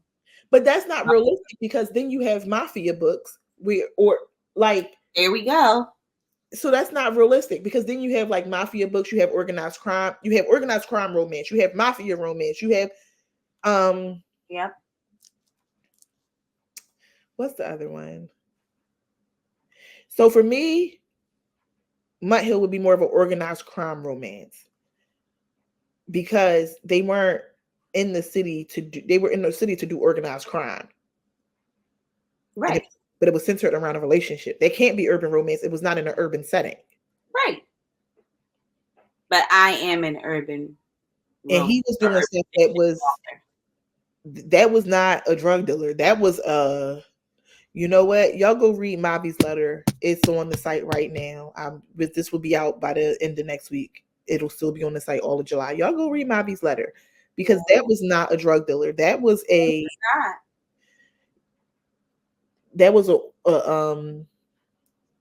organized crime leader. That was almost a cult with the type of stuff he was trying to be on. I'm glad Gabby saved him. I'm talking about more so his mindset, like how he. No, you're right. You're right. How you just changing people's minds, bro? That's not safe. Yeah. But yeah. So I don't know. I don't like the genre thing. I get real touchy with the genre thing. So. As you should. Okay. Can I be genre-less? You can be whatever you want. But Beyonce say this not a country album. This is a Beyonce album. Hey. This is not a urban fiction book. This is a Takerra Allen book. Yeah, thank you. Yeah, you could. The rules ain't no rules. This is the rules is no rules. No. Do you? No. Book 3. Yes. 2024. God willing. It depends on. I'm telling you, I'm gonna have to go to the depths of hell for this book, because it's the last one, and I don't get to do anything else after it. So it's gonna take a lot out of me. I already know. This one took a lot out of me. If you could, in one word, summarize what this project, putting it out into the world, has meant for you, what would you say? I'm gonna get emotional. Safe place. You could bring your full self here. I know, always with you. Always. Like, listen. Yes, I can always be me with you. I'm a Cancer. Nobody can out emotion me. Rebirth. I think I've said it before, but rebirth. I went through such a scary time writing Noor. I was going through a lot of stuff. I lost important people to me, and then I almost just felt like I got just a second chance. It's a whole, just your perspective changes on life when you don't know how much life you have left. And it just was like, you know what? I'm not afraid of anything anymore. I don't care anymore. I don't care what you think about it. I don't care what you name it. I don't care how much it sells. I don't care about what anybody's talking. I just I just want to create, and I just want to challenge myself to create as deep and powerful, and it still doesn't feel like I've gotten deep enough, but I just want to test myself and challenge myself and enjoy it. And like every time that I sat down to write a scene, it was just like it was so fun for me, and it was so therapeutic, and it was just like even the darkest stuff was like light filled. I felt like I was given purpose and a message in it, and it was a rebirth. And I just felt like I hope that that momentum stays for me, and I hope that what I continue to create from this point forward Mhm. feels as organic as this did. So I would say that, yeah. I just, I almost feel like I'm starting over again. Really? Yeah, I would say after seasons, I would have thought you felt that way. kind of like in a technical sense. I think my um direction, like technically what I was writing, but now I just feel like I'm starting over, just feeling free, just feeling it's just all behind me. Now, this is the place in your life where you can remove those boundaries Yes, yes, and say, I can have boundaries everywhere else, but in this space, I would like to be boundaryless, yes, boundless, and even if it's not received how right. I did it. And I think that at this point now, I'm not saying what could happen for me. You never know what could happen. But I Mm. think that I have just kind of set what kind of author I am, and what kind of writer I am, and what kind of person I am. And I don't think that I'm ever going to be that super trendy, super popular, like I'm just not going to be that writer.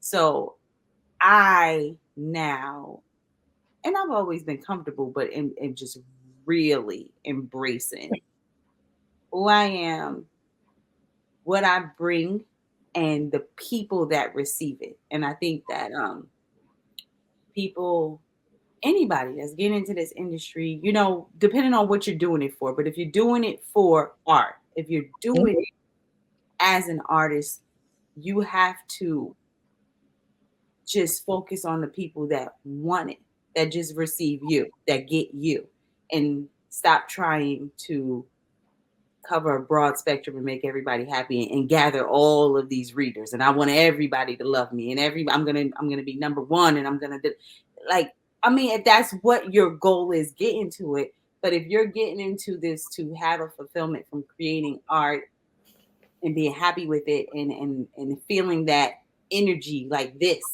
conversation we're having, and my conversations that I have in my inbox, like if you want that, then you have to be okay with just writing for who wants wants to receive what you're writing. And I think that that is where I'm at now. I'm just very much embracing the 20, 200, 2,000, whatever amount of people that are in TA land. I am grateful for, and that's where I'm at right now with it. So, No, thank you. I think that's the perfect note to wrap on. well, To you better stay here. I don't know. I might have to exit stage left Girl. because I can't. I was just like, when I read the end of the book, I just was like, But it wasn't bad. It wasn't bad. we don't know what it was. We don't know what happened. But I mean, She okay, won't. that She part. won't wake up. You But don't. the book It's all together, like everybody's like, oh, you lied, you lied. it. But it wasn't bad. It was happy. It was a lot of happy times. There was like good sex. Lots of it. There was um, a proposal, a Beautiful. wedding. Uh, the Abby was high for her. I just can't get over that part. Like, girl, that Lola, we didn't even talk about Lola. I love Lola. I do too. I feel like there's a lot of, and there is an ugly part of addiction. Don't get me wrong. I'm not trying to, downplay it, but I just feel like anytime that there is that person that's an addict in a book, they're just so much negativity around them and the things that they do. It. I just hope that Lola shows that you can have this demon and but you can still, Lola Hart, be a good person. yeah, Lola Hart be in the right place. Right. She's Right. tries. Right. And the few scenes that she was in, we see the effort, and that's all we could hope for is effort from somebody. Because, like I like to tell people, parents were people first, and they got their own shit, Mm-hmm. and that's how I've been able to get over a lot of stuff. They were people first with their own stuff. Absolutely. Absolutely. So, um, if somebody is this is somebody's introduction into TA land, where would you tell them to go next?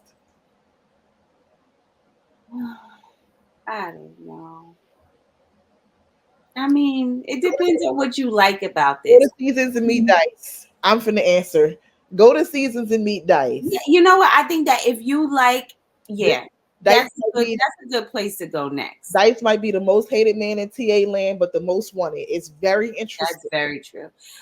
You know what I think is really interesting, real quick, about parachutes? I think that it has these elements of almost everything I've ever written before. The friendship from Thicker than water. Thicker Than Water. Yes. The I speech from feel like, Power of the V. yes.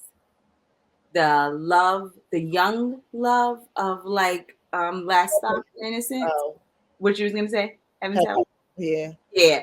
And then the more mature love of like Seasons and Mutt Hill, and then some people say that it has the almost not toxic but very passionate of Devout, like that just I very, can see that. I can see the Denny neck. I can see that. The yeah, only book we missing is The Lonely Pole. Oh yeah, no, we missing two. We missing The Lonely Pole and and, restricted. and Restricted, which you don't never want to talk about. But you know what? It kind of has that element of restricted when you start getting into like the Sophie stuff, that whole like, you know, love triangle tricky kind of thing. So yeah, I do feel like it has Okay, so we only missing The Lonely Pole, which Trip might be the second most hated man in TA land. so odd for me. What, Trip? How much people hate him? Because he He dragged her do. outside? Huh?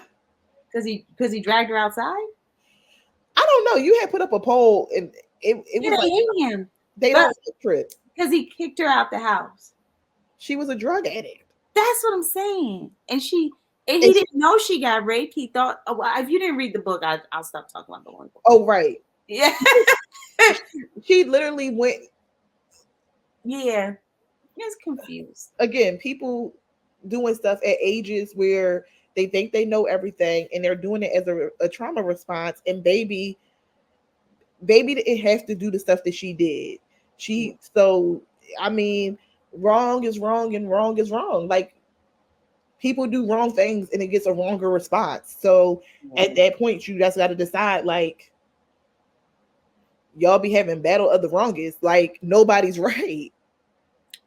But I guess that's why we're here, right? That's why this thing exists. And that's what I love so much. I love seeing it. I love seeing, the debates and the conversations and the passion and Yeah, I can it, actually understand why people don't like Dice, even though I too don't, not too much though. But I lately I've been seeing the flip, like, oh, Dice is like, ho ho ho ho ho ho ho ho ho they ho like ho. your man. That is my If a perfect man existed for me, Derek Dice Jones. But lately I've been seeing that flip where people like, I don't know if it's like a maturity thing where it's like they get to a point where they like, you know what, Dice wasn't that bad. He really wasn't. Mm-mm. He was very honest. A lot more than I can say about the men that y'all with. But You mean in real life? yeah. Oh. We're in the books. There be some terrible characters in these books. These book bays do not be. Let me stop this recording. Good night. Thank you guys for tuning in. We don't know when book 3 is coming out, so don't ask. If this is your introduction in the TA land, go read Seasons, and I feel like you'll be satisfied. And then from there, you can go to the Lonely Pool because you'll meet Baby and Trip in in Seasons, and you're going to be curious as to why she's acting the way she's acting, Baby. And then from there, go read Heaven's Hell. See, I don't even gotta, And then what to tell him to do. read Power of the V. It's going to take you through it. That's a very stressful time in my life. After Power of the V, read A Fairmont Hill because then that'll make you feel good. You feel better. You will. Then read, then read Needful Noir so you can have that juxtaposition of the two women in those books. And then after Needful Noir, go ahead and read Last Stop to Innocence and then finish with Thicker Than Water. Don't start there. Finish with Thicker Than Water. That's a good theory. So that would be my Wow. hopscotch through TA land if I had to work backwards. That way you get a little bit of everything so you can go up, up, up, down, up, up. Oh, it'll be like a little roller coaster for you, a little emotional roller coaster. Congratulations. You made it to the end. See you in book 3. I love it. Thank you. It Thank is always you. a pleasure. I love talking to you. I hope so. Thank you. And thank you for always holding space for Sistah Girls Book Club. I love y'all. I I wish love y'all so much. I wish every author felt that way. Love us. No. We're here to love on y'all. That's it. Yes, you are. And you just always been authentic and always been supportive and just I love you guys. So thank you. The feeling is mutual. All right.